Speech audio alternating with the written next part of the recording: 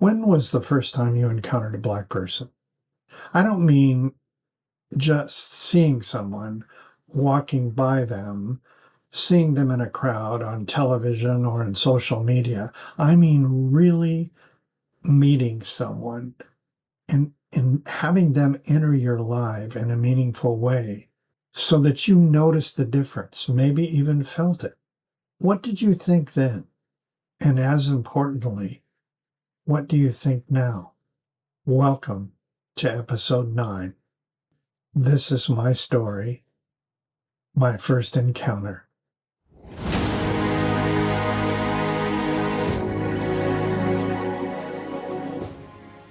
The year was 1967, and it was in my hometown, which was mostly a white community with a small liberal arts college. I grew up and graduated from a high school there that was totally an all-white school, but it didn't really ever register with me what the magnitude of the issue was. The first time I saw Gregory, and we were sitting on the lawn, and we were near a fountain. They called it Red Square. And we were about to head into a course, a chemistry course, that was billed as the weed out course for science majors. And at the time, I was a science major with a minor in English literature. So anyway, Gregory and I went into the classroom, and it was really apparent. I mean, Gregory was the only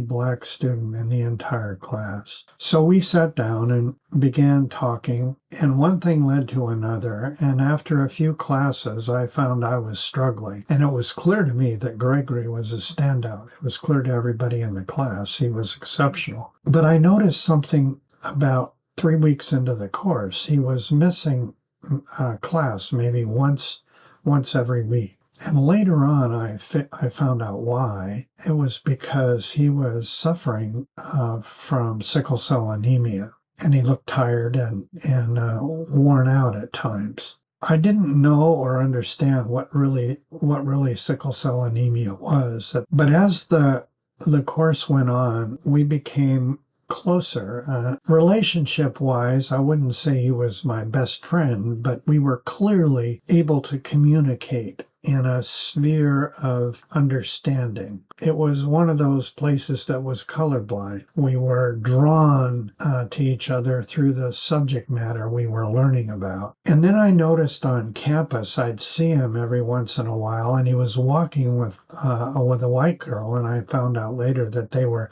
dating, and she had really bright, vibrant red hair, and I thought, that's an Irish lass if I ever saw one. I met her and Gregory frequently at the Commons area, and we would have coffee and chat about incidental subjects at the time. Then I learned that she was taking a course in Black literature, and it was a new course on campus. And so between the two of them, they interested me, and I enrolled in that course in the following quarter. And I remember the first time I walked into that class, I realized that I was the only white person in there, the only white student. It was a relatively small class. There were only 10 or 12 people in the entire class, and the professor was Black. We proceeded through the course, and we read a lot of classic literature like Huckleberry Finn. I think we even started there. And then we progressed, and I'm going to refer to my notes here. We read things like The Crisis of the Negro Intellectual,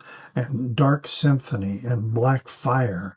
And we read from the speeches of Martin Luther King, and James Baldwin's Go Tell It on a Mountain, and Ralph Ellison's In the Invisible Man. My perspective began to grow on race and the fact that it was really a social construct. It wasn't anything more than that. There were Black and white at the time. And so I began to feel the something settle inside me.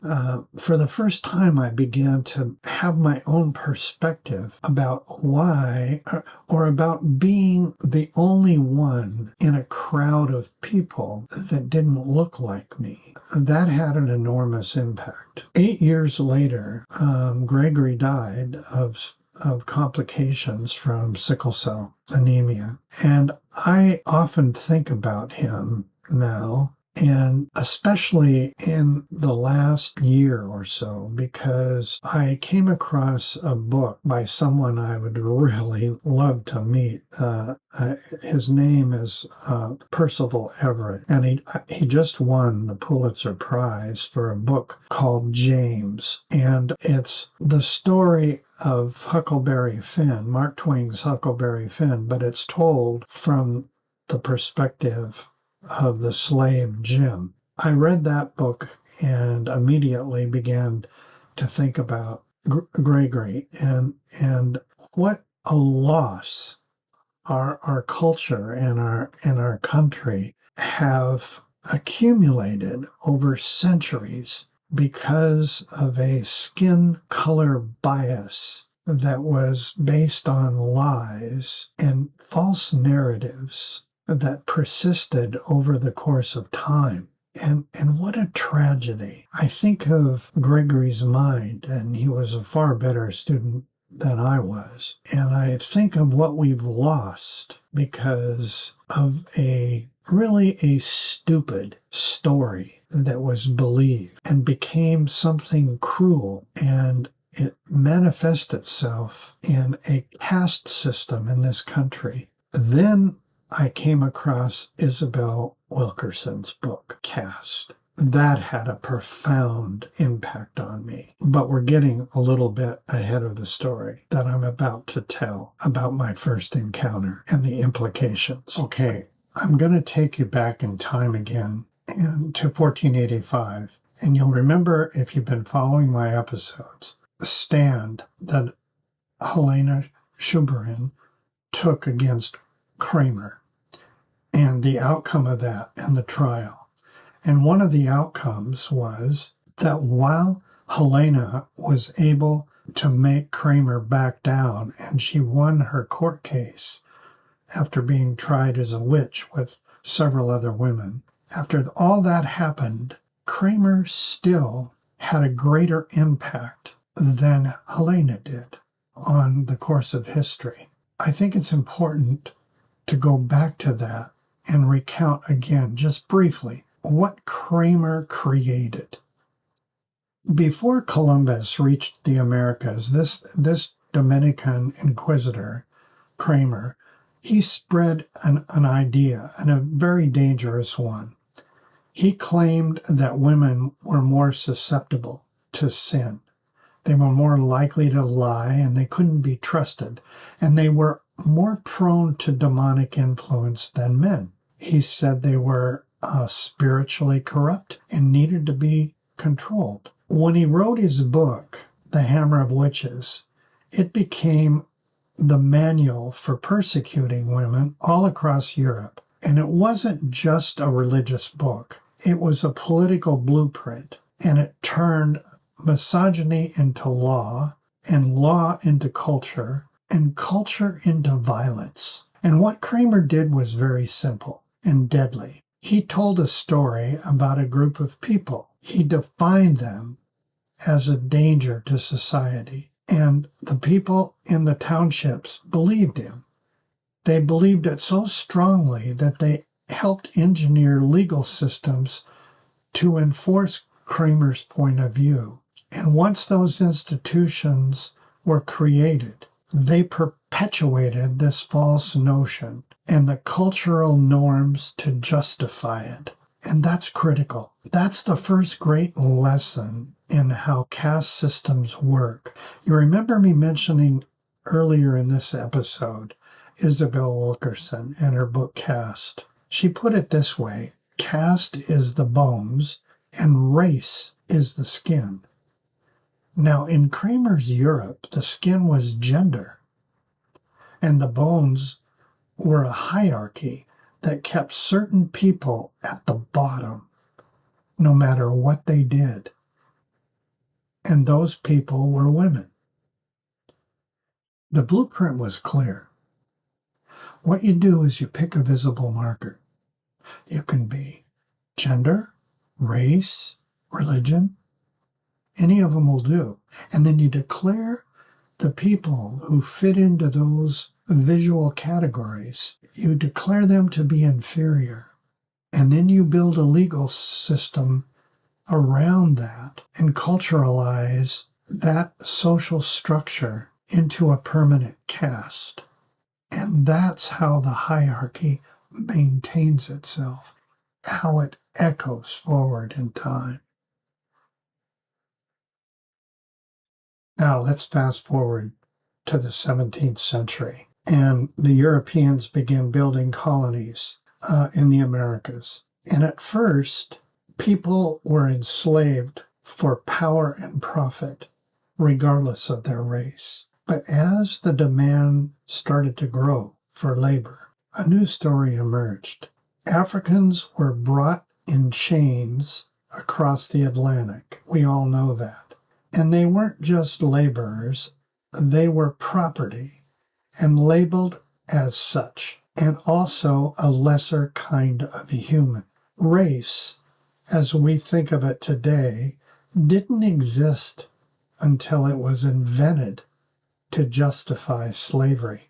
Black skin became the front man for caste, the visible sign of who was meant to serve and who was meant to rule. And then there was a whole cascade of pseudosciences that followed. That people made skull measurements. Blood purity myths were raging across the Americas. And then there was eugenics. And all of it was designed to make the lie look like the truth. We know that now. And laws sealed it, prohibiting Black people from a path of literacy and movement, and they banned interracial marriage, separated families, separated husband and wives and children. It was no longer about who you were as a person. It was about the category that you were placed in the moment you were born and came to the United States of America.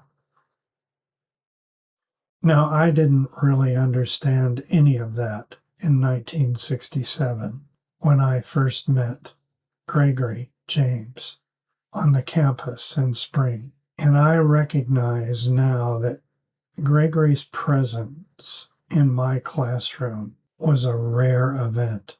I didn't have any clue, really, as to the history of America and all the myths in our origin, stories of origin as a country, especially then in 1967. And when I encountered Gregory James, and when I had the privilege of knowing him and working with him as an equal partner, where our paths were simply to get through this science course together, I didn't really understand how rare a phenomena that was. I didn't understand really about interracial marriage. I didn't understand that it was wrong to date somebody with a different skin color.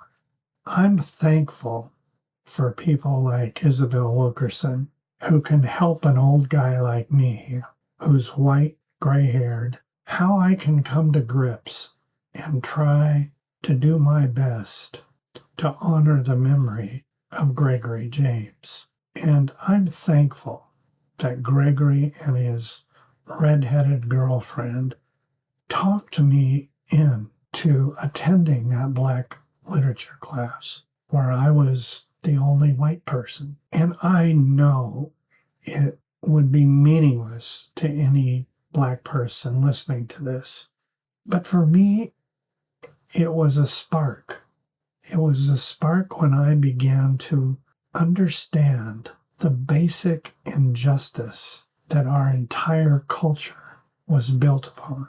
Coming to truth with that cultural history is one of the things that keeps me going in making these episodes where I can show how a false narrative can work across generations, and I can remind people of that.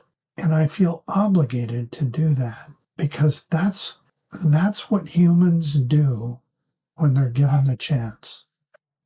Caste systems persist through time because the people at the top of the caste don't even notice anyone else until something breaks the spell that they're living in.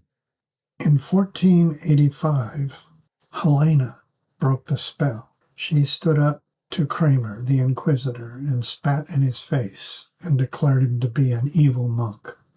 Helena stood her ground. I learned that the black people also, like Helena, stood their ground. But that meant something different. In secret, they taught themselves to read. In secret, they educated themselves. My heart and my soul went out when I read Percival Everett's book, James. And I know it's not in vogue today to read a lot of books with social media, but I encourage everyone. I just wish, if I could wish a birthday present on myself, would wish that I could have lunch or some simple event and just be in the presence of people like Isabel and Percival Everett. I would just like to talk to them as a human being, be able to appreciate why they exist, just like I did with Gregory James, just like I appreciated the quest we were on to learn and to help each other along, and skin color really didn't matter. I owe it to Gregory to tell this story of my first encounter. Now that's all for now, and I hope to see you in the next episode, episode 10. Thanks for watching, and I hope you'll find it in your heart to subscribe.